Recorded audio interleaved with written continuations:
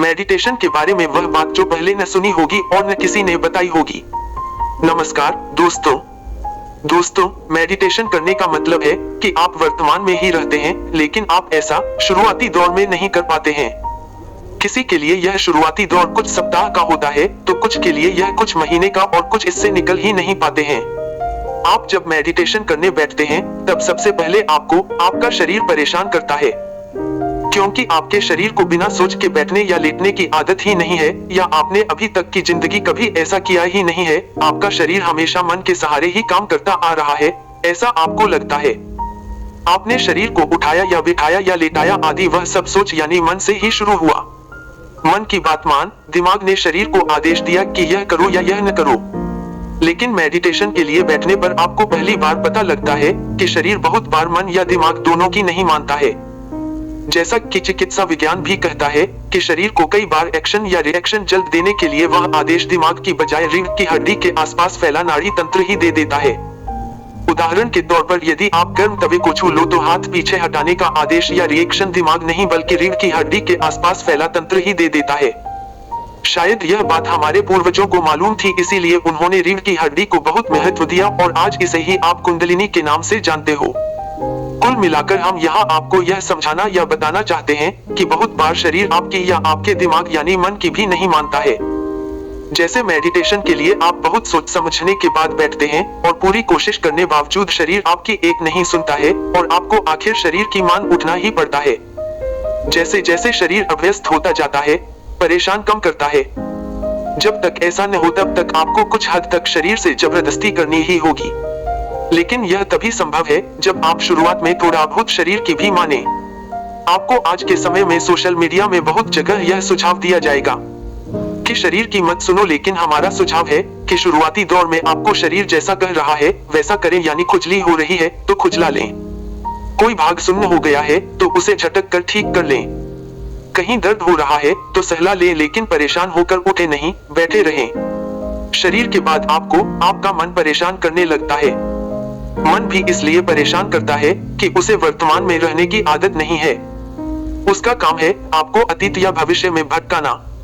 जब तक आप भटकते रहते हैं तब तक मन और शरीर दोनों खुश रहते हैं।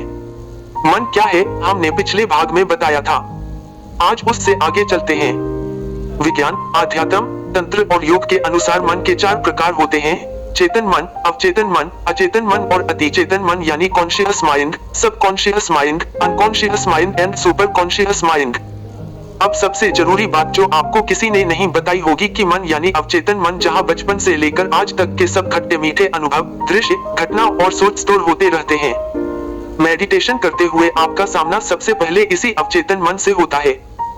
अवचेतन मन में पहले से स्टोर अनुभव जिन्हें आपने या वक्त ने दबा दिया था। मेडिटेशन पर बैठते ही आपका सामना उन भूली बिसरी यादों से होता है जिन्हें आप वक्त के साथ भुला चुके होते हैं। आपको पुरानी से पुरानी बातें याद आने लगती हैं जिन्हें आप दरकिनार कर चुके होते हैं।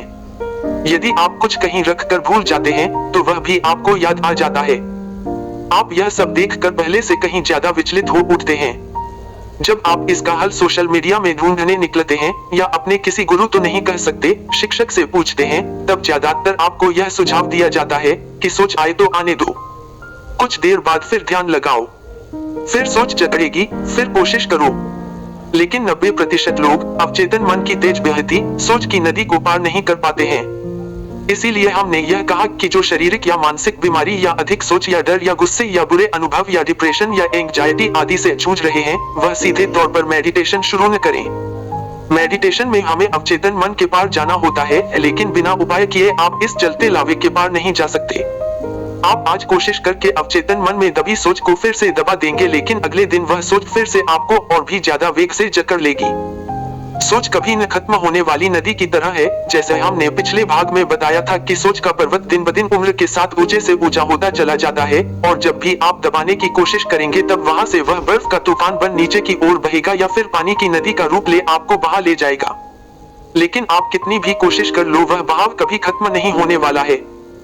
मानसिक रूप से यदि आप कमजोर हैं, या आप ज्यादा ही भावुक हैं, या आपकी सोच नकारात्मक है, या कभी आपको धोखा मिला है, या आपको सोच अधिक आती है, या आप छोटी छोटी बात पर नाराज हो जाते हैं, तो आप चाहकर भी इससे बाहर नहीं निकल पाएंगे। और जब तक इससे बाहर नहीं निकलेंगे तब तक आपका ध्यान नहीं लगेगा।